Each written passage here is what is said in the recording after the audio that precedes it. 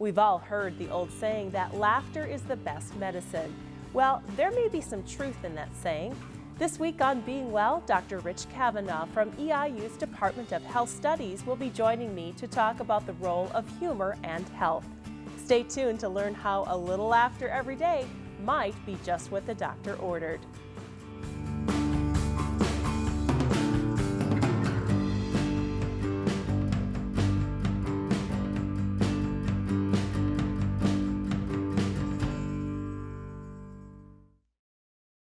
Well, Rich, thanks for coming on Being Well, and we're going to laugh a little bit today and learn about why that might benefit our health.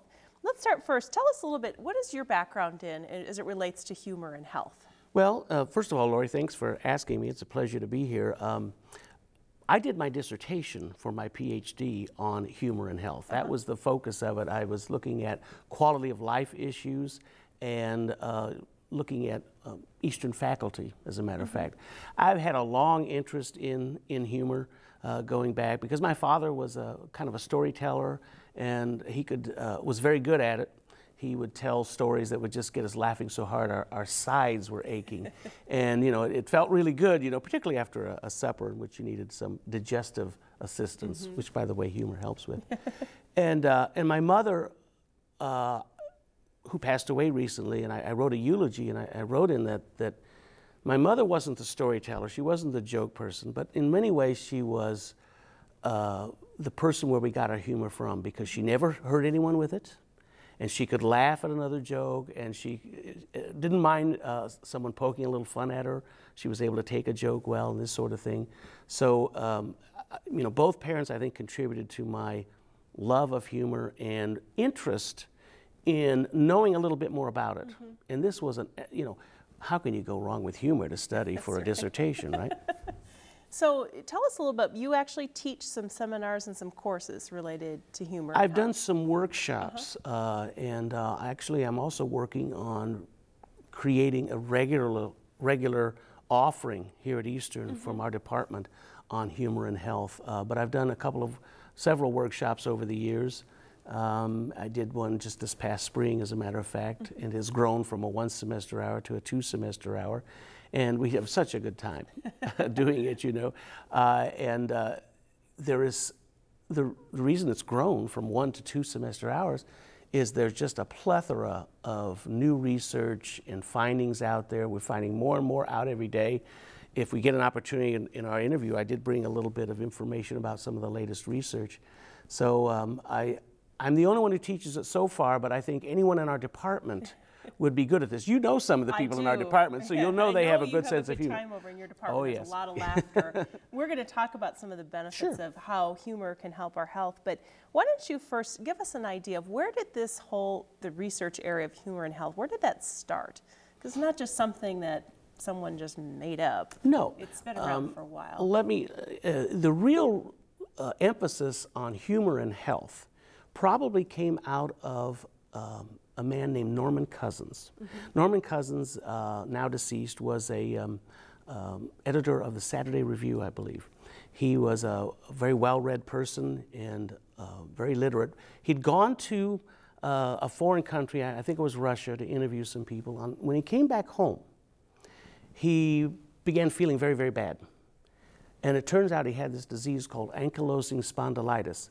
Don't ask me, but I can spell it.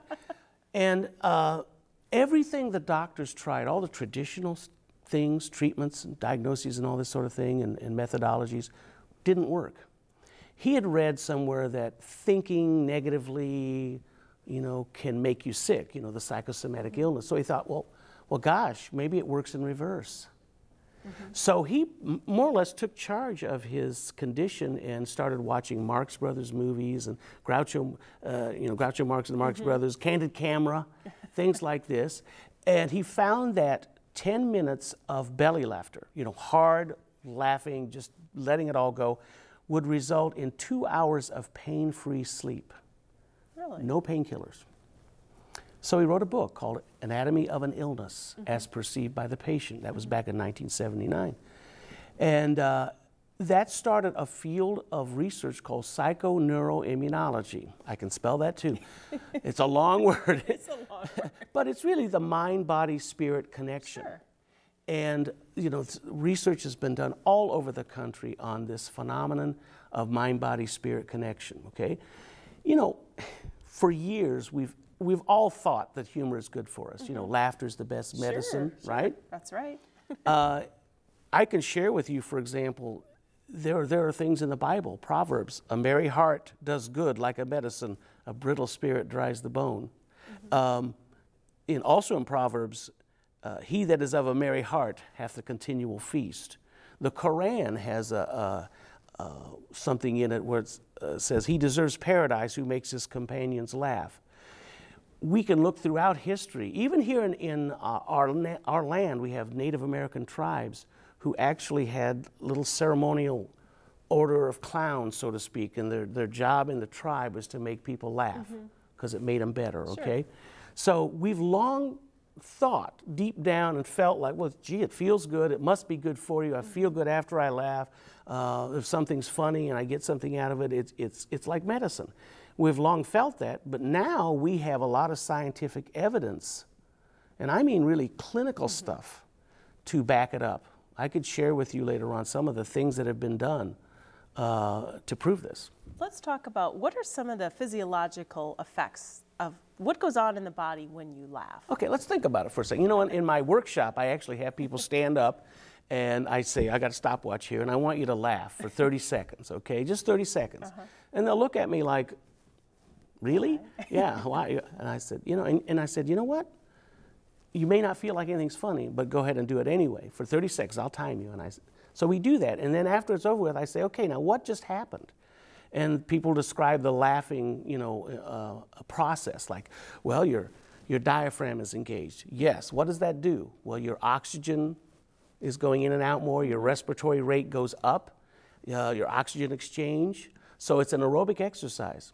In fact, if you ever hear the term internal jogging, no, they're referring to laughing, okay? So physiologically, you're getting a good workout. There's more oxygen in the blood. Your brain is engaged. People are more creative. They're more able to learn things. Getting deeper down physiologically, your blood chemistry changes. Lee Burke and Stanley Tan are famous researchers out at Loma Linda University in California. And they did a study in which they had a control group who I guess were watching something boring on television. And then another group, no, not this program for sure. And then another group was somewhere else watching funny things, just uproarious stuff. I think it was Gallagher and some other things. And then every 10 minutes or so, they'd come in and they'd take blood from each person in the room, in both cases. And they saw a remarkable difference in the blood chemistry of those two groups. People who had who were laughing, they had a higher level of natural T cells, natural killer cells, T cells, B cells. Their level of interferon grew. In other words, their blood, the part of the blood that fights diseases, your immune system, was actually strengthened. They found that the saliva in your mouth, we have a virus fighter in there called immunoglobulin A. It's probably our first line of defense against infectious diseases. Also changed. And this was almost immediate, mind you. You don't have to wait for this, okay? So fantastic things, you know, in terms of research, in terms of physiological. Psychologically, you do feel better. You sure do, yep. People generally find that it lifts them out of depression. And I'm not talking about clinical depression necessarily, but certainly if you're having a down day, being with a couple of friends and eventually giggling and laughing and everything, you do feel a lot better. So from a mental or mental emotional standpoint, it lifts your spirits. People tend to be more resilient. They can take a little setback every now and again if they have humor. Socially, I mean, who doesn't want to be around someone who you can laugh with? Sure, and why? Because you feel like they're approachable, they're not a threat, and I feel good when I'm with them. So, and I could go on and on. There's tons of them that happen, and the research is just ongoing to find out more about this. Now, what do you say to people? Well, I have no sense of humor. I don't find anything funny. Well, I'm finding that funny. You know, I had that happen to me. I'll tell you this story real quickly. I was teaching a workshop at Richland Community College, and it was a Friday night, Saturday. It was just a one-semester hour thing. And, you know, I do a warm-up, kind of an icebreaker at the beginning. And, you know, the students are looking at me, and they're kind of in rows, you know. So I thought, okay, let's do this. Tell me your name, where you're from, why you're taking the class, and something interesting about yourself. So if you look at a classroom, you know, you got people across like this and the rows like this. So I go down, start here, and this lady in the corner to my far left said, well, the interesting thing about me is I don't have a sense of humor. So I said, well, I think you do. Oh, no, I don't. I said, oh, you do. Believe me. No, I really don't find anything funny. I said, I'm going to work on you, okay? So we go back and forth, and then we get to the end, the last person in the corner over here. The interesting thing about him was that he is taking this course with his ex-wife. Guess who? The lady without the Correct. And that's a true story. That actually happened. Yeah.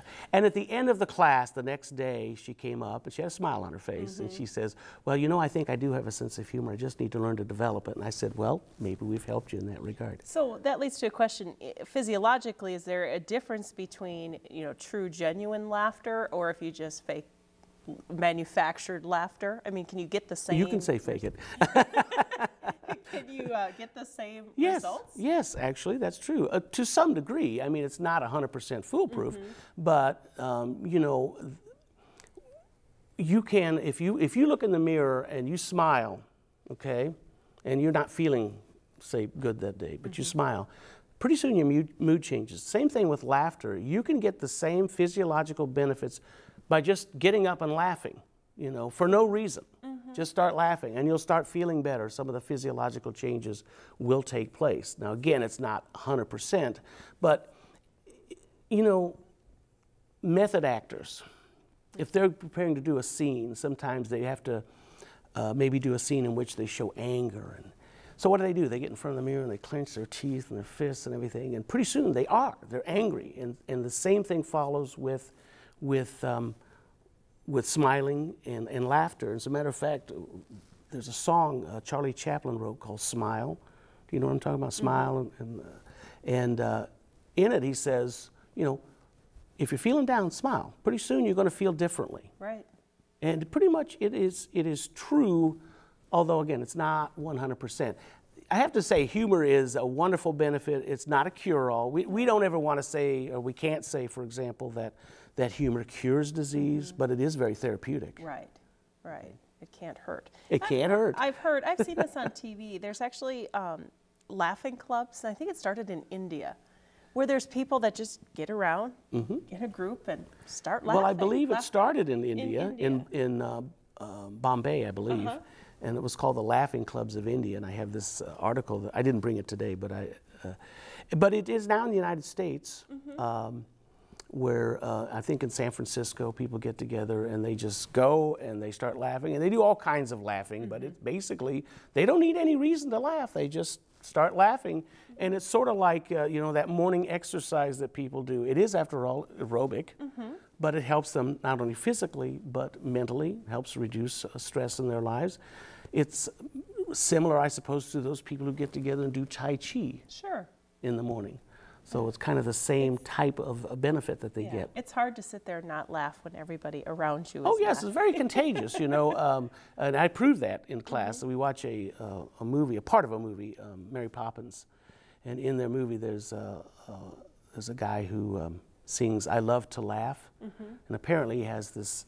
When he starts laughing, he just can't stop, and he starts to levitate, and he gets everybody else laughing, and pretty soon they're all up on the ceiling, you know, in this movie. But when you hear the song "I Love to Laugh," by the end of the song, everybody else is laughing. It's very contagious, probably more contagious than a cold virus.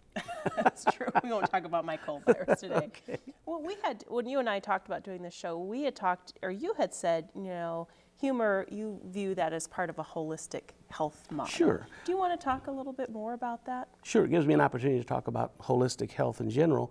The holistic health model basically looks at dimensions of well-being, like, for example, you have your physical health, okay?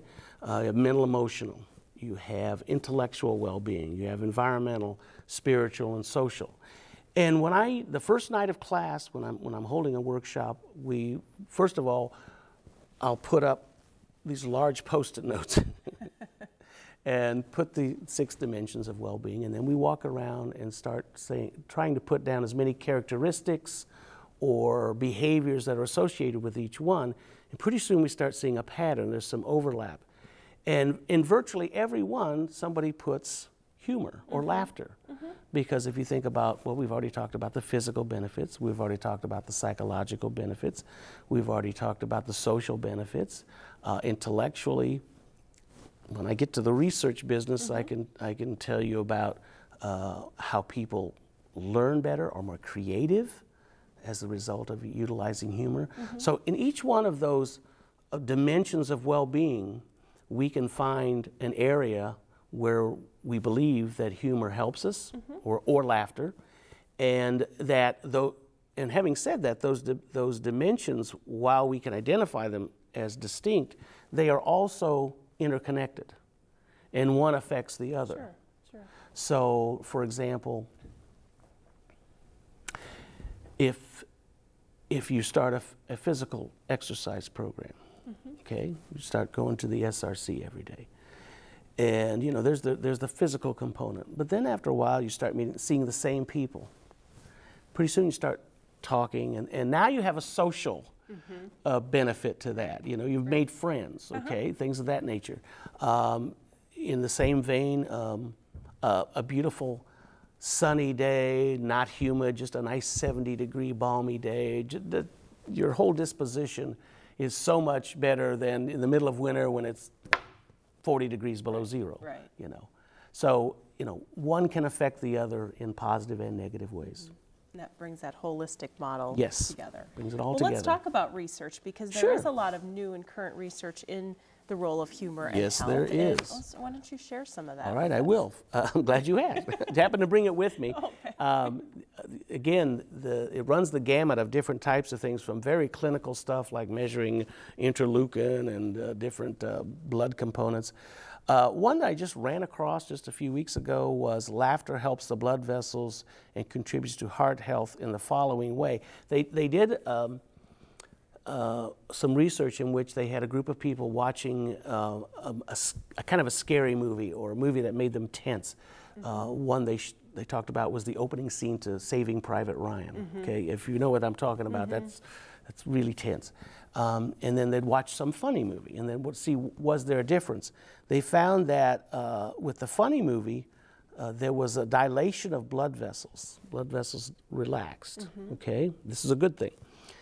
Reduce the inflammatory response. Okay, we know that the inflammatory response is responsible for a lot of the ills that we have in life. Okay, released endorphins. Okay, endorphins are naturally occurring chemicals, if you will, neuropeptides, and there are natural painkillers. They give us kind of a little bit of a high. I think the actual term itself, endorphin, means indigenous morphine. It's our own painkiller that we produce, and there's more of them. It produces more, and that goes into the bloodstream. But what was really interesting was the inner lining of the blood vessels, and how they measured this, I have no idea. But the endothelium is what it's called. They could tell that it was more resilient, that it would, less, more stretchy, I guess, would dilate that much easier. Okay, and that's a good thing in this case. So and the interesting thing was it appeared to be very consistent and had similar benefits as aerobic exercise or the use of cholesterol-lowering statin drugs, but the difference is it happened immediately. Okay. You get the immediate effects from humor and laughter. Groucho Marx once said, "A clown is like an aspirin, but he works twice as fast." And he's right. What else did you find? Okay, laughter and pain control. Okay, well now, of course, I'm going to go back to the endorphin in a minute, but laughter and pain control actually works in 4 different ways. One is distraction. Right. If you can get a person who is in pain, let's say in the hospital, but if you can distract them with something that they find humorous, they're not even focusing on the pain and they will not feel as much pain. As a matter of fact, one of the things they do in the hospitals now is they have humor carts, which are a cart that they roll around to people, and they have things on them, DVDs or funny tapes or things of that nature, audio tapes or whatever. They want their patients to laugh because they will have less use for pain-killing drugs and they will recover quicker. Sounds like a good thing. Sounds like a good deal. So, and again, with distraction, if you have a little child and they fall and they get a little boo-boo on their knee, what's the first thing you do? You try to get them laughing and distract them away from that. Pretty soon they stop sniffling and everything goes away. Secondly, laughter reduces tension. So if you're all tensed up and everything because of pain, if it reduces that, it also reduces the sensation of pain, particularly if it's around the area that's injured, okay? We've already talked about releasing more endorphins, so that's good. That's good. And then one thing that they found is that laughter tends to, and here's another psychological benefit, it changes a person's expectations or perceptions about things. Maybe a person is kind of feeling sorry for themselves because, oh, woe is me, I'm in the hospital, I'm feeling bad. But that changes, and now they may be more hopeful, more positive, more optimistic about a positive outcome of whatever, whether it's surgery or an injury or what have you. So it changes those expectations from more negative to more positive, okay? What about humor and longevity? Does it make us live longer? You think about George Burns. Yes. He always laughed. He smoked a cigar all the time. Yes, he didn't inhale. Okay. And look at how long those two people laughed. And I'm sure if they were here today, they would probably agree with us that there is a connection, and there is. Researchers have looked at this, and they've determined that people not only live longer, but they live better while they're living longer. In other words, their quality of life is better, increases the quality of life for those years that they are living. Adds years to your life and life to your years, as they used to say. A good example also, you mentioned Bob Hope and George Burns. There's a man who many of our viewers will recognize when I say this name, Dr. Dallas Price, who was the local weather observer and taught at Eastern for many, many years. And he passed away a year or two ago, and he was about 96 when he went. And I had the great pleasure and reward of being able to visit him. He was at a nursing home here in town. But every time I went to see him, he always had a smile on his face. He had something very humorous to say. He was a very witty man. And he lived a long time. And even up until a few days before his death, he was very clear-minded, very clear-headed, and had something humorous to say. And I think that contributed not only to his length of life, but the quality of life that he had as he went on his journey. Well, when you think about people who can easily laugh are generally positive people, you know, and that positive energy, you know, I think translates into other things into life, and you want to be around people like that. I mean, we don't want to be around negative people because that tends to wear off. And that's one of the pieces of advice when we get to, you know, you're going to ask me, I know, about how can we enrich or how can we put more humor into our lives. Well, one of them is don't surround yourself with people you enjoy. Right. I go to work every day. You've met Dr. Simons, you know Dr. Phillips, Dr. Rhodes. We have a wonderful time. Right. And I really, my pace quickens when I go to the door. I enjoy going in there. I enjoy seeing them. I enjoy interacting with them because they almost always bring a smile to our face, even when we're doing serious stuff. Our chair, Dr. Bates, is has a wonderful sense of humor, very creative and witty. Dr. Magosh, one of our newer faculty members, has a delightful sense of humor. And it's such a pleasure to be around them because you just feel a kinship, a closeness with them. It's not even work. Right. I mean, it seems like we're just having a good time, but everybody's learning something. Right. But sometimes you can't, especially in a workplace or even in family life, you can't control sometimes who your workmates are, Sure. or if they're negative. So how do you, if you want to incorporate more humor into your life, but yet the people around you, and you can't necessarily get rid of them, how do you yourself kind of put yourself past that? And Glad you asked. Well, you start with simple stuff. First of all, I think it's important that we should remember we don't have to be stand-up comedians. Right. You don't have to know how to tell a joke and do 30 minutes on a stand-up comic show. So you start with simple things like word humor, puns, things of this nature. Humor is all around you if you know where to look. right. Funny things happen on a daily basis, and that's really the source of most humor. It's not someone coming in, oh, I got a funny joke for you. Right. It's something happened. Sure, okay? some observation you Right. make on the way to work. You can use props, for example. I mean, today is what, 95 out there, and I've got wearing a Christmas top. Yeah, so something like that. You can clip cartoons. People should kind of find out what makes them laugh, what kind of things make them laugh, and go seek them. But again, humor is all around you, and humor is up here. It's how you perceive an event. Right. Let me give you a real good example. Okay. A couple of nights ago, a friend of mine has these new iPhones, and there's this creature on there, or a person named Siri. Right. Now you can talk to Siri, and Siri will then make a text message out of that. I don't know if you've ever done that, okay? Yes. Well, Siri is not maybe the most accurate Correct. listener in the world.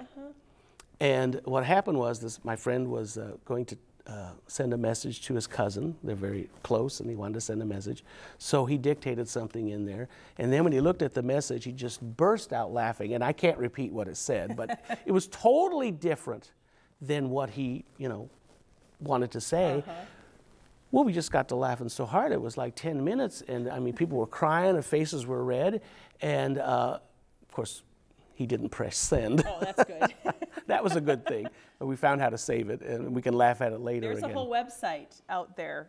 It's called darn, but not the word darn, youautocorrect.com. And There it's you all go. those sorts of things. And sometimes when you need a little laugh during the day, you just go on that website, and it's pretty And fun. you've just named another thing you can do. Go online. Go Find online. some humor. Find something. If you're not around funny people, Yeah. find someplace else. Exactly. Find one online. And actually, I'm not saying you should spend 4 hours behind your computer No. laughing about things. You have to get some work done. But a little break every now and again actually makes you more productive. So, your bosses, your supervisors shouldn't be too concerned, as long as you're not spending hours on end, Right. Well, Rich, we are out of time. I want to thank my you for gosh. coming in and sharing some great information on something that we can all do right now. Yes. That's- The only other thing I would have to say is, it's the medicine that never fails as long as you use it properly. That's right. Okay, there is negative humor, but we don't have time to discuss that. That's right. That'd be for another show. Okay, So hope thank so. you for joining us. Thank you. Appreciate it. Let's start laughing. We can do that and get away with it. Okay, excellent.